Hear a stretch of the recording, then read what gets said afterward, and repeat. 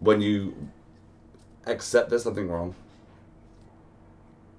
when you don't know there's something wrong, and then begin that journey, it kind of consumes your life. Accepting it means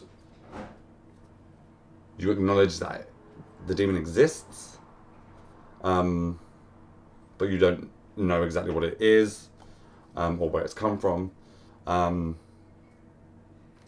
And I started my referral process in 2017, from my GP to Oxley's Trust, which covers Bromley, Lewisham and Greenwich for mental health. And I think it was about between a year and a half long process of appointment, kind of going through how was the past couple of weeks, and trying to understand and get to know me and the psychiatrist. My mental health got to such a bad place and to such a dark place that my parents went to my GP behind my back and said, you need to encourage him to get a referral. At this point, I didn't think there was anything wrong with me. Because how are you meant to know there's something wrong with you if the way you just think and are and behave is very that? Like, it's just that you just exist and that's how you think it is. And then just declined, and then finally cry for help, went to my GP, finally got a referral many months later, and started the arduous process. So I did research before I went. The mental health disorder that I saw basically like 95% matched with was borderline personality disorder, and I took that the very first appointment I had. But obviously the process is to kind of get to know your inner workings, how you feel daily, and which is fine. But then my psychologist kind of honed in on maybe ADHD, and bear in mind I'm 27, no, 28, 27, 28, and finally get diagnosed with ADHD, which I had lived with my whole life.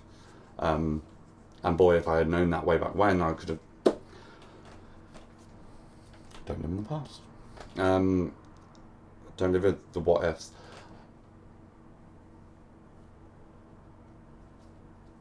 Being told that, but then still knowing there was something underlying, like my psychiatrist was basically like, oh, okay, that's it, we can, solve that, and then you start the medication process. So we'll try you on the lowest dose of this and see how that goes, and then when you come back for a review, we'll talk about. And it helped knowing and having that diagnosis as to why my brain works in such a different way to most of the people around me. But then you have my family kind of saying, you thought it was going to be something worse, but it's only ADHD, and it's kind of like, well, hang on a minute. I've accepted it now and I'm on this journey and I'm growing with this journey. And I know there's something more that's not quite right.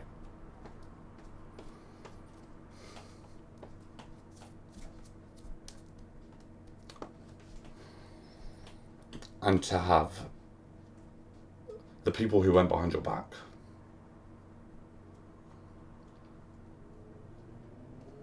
to then go, oh, see, it's nothing. ADHD isn't nothing. It's actually fucking hard and exhausting and difficult mental illness to cope with. And because I went undiagnosed for so long, my kind of like natural instinct, I guess, I have coping mechanisms, and that's why I can multitask and why I work very well in high pressured roles, and why I get extremely bored in very basic, nothing really, like, if I don't have a love for it yet. But I knew there was something else more wrong. There was something not right. and that was not the solution, and I needed more help, more medication, more understanding, so that I could try.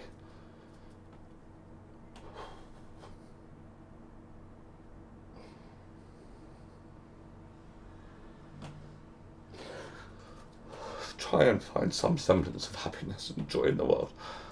And then finally, after about a year, I brought up borderline personality disorder again, and went through it with the same psychologist, and they went, "Oh my god, you're practically a 95% mad." And I was finally given medication.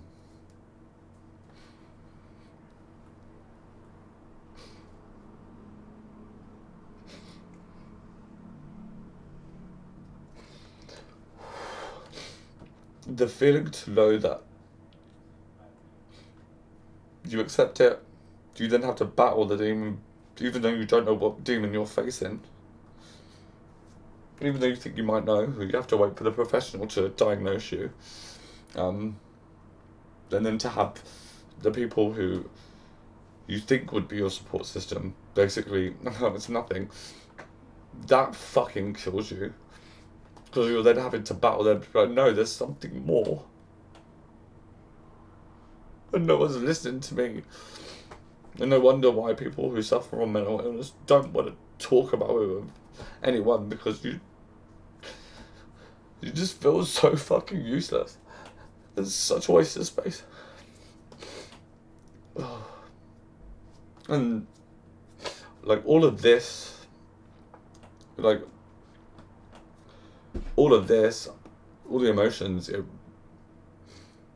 I hold on to things. I don't know why, but it's hard for me to let them go.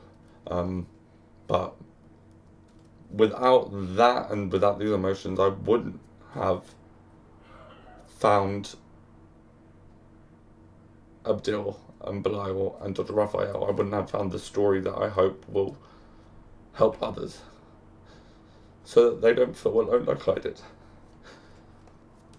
In one of the toughest times of my life so far.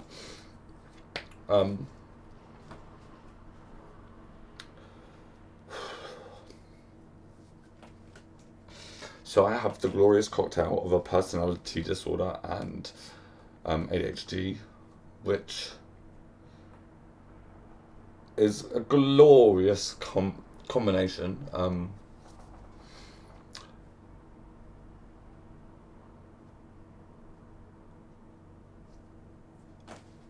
And I think the one thing I'm definitely grateful for is the support system I have of my friends, the family you choose, if you will, who, I mean, Post Sanity is named Post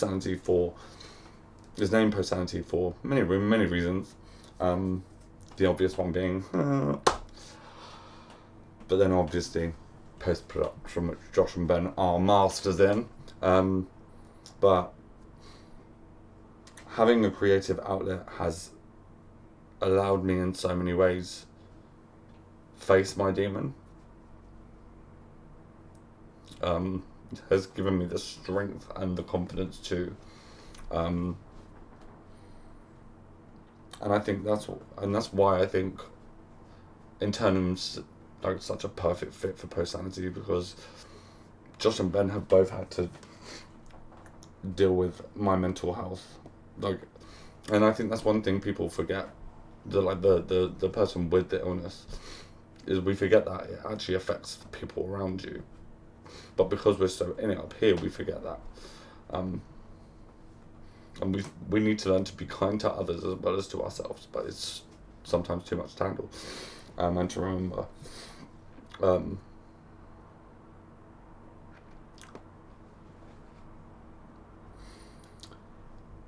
But from that experience, you learn so much about yourself that you never really understood before. And hindsight is a wonderful thing. It allows you to learn to grow and how to change and make the amendments. The medication really does help. Routine has helped tenfold. And I mean, if I could do like a extended version of Internum Daemonium, just to give little Easter eggs here and there to people who suffer, but every journey is unique. Everyone needs to do it themselves. So what we have is a product, an art piece that I hope just finds home in people's minds, so that we can support one another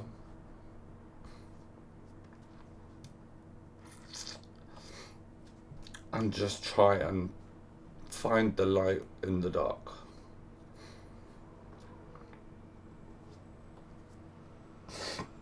Oh. We've got so much to unpack. Yeah, I know, right? Ugh. You're good. That was really good. Well done. Very moving. I don't even think I need editing, to be honest. Just have a.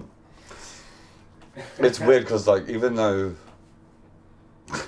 it's weird doing that one to you, like looking at someone, I was just like. Oh, you were looking at Josh, were you? I would look at Josh, but then obviously You'd look away.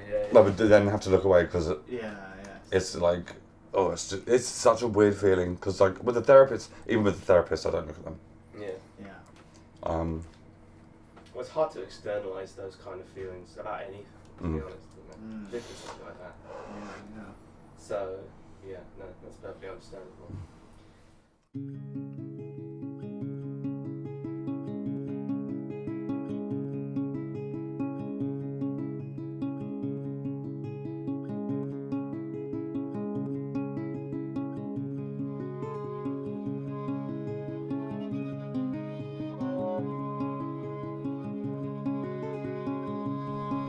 I remember the moment, like clear as day, of when the concept of Internum Daemonium came into my brain.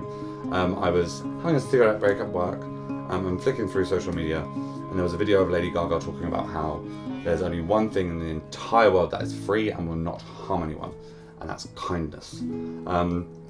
And that evil, it sits, it waits, it listens, it learns, and it strikes at the right moment just to knock you down.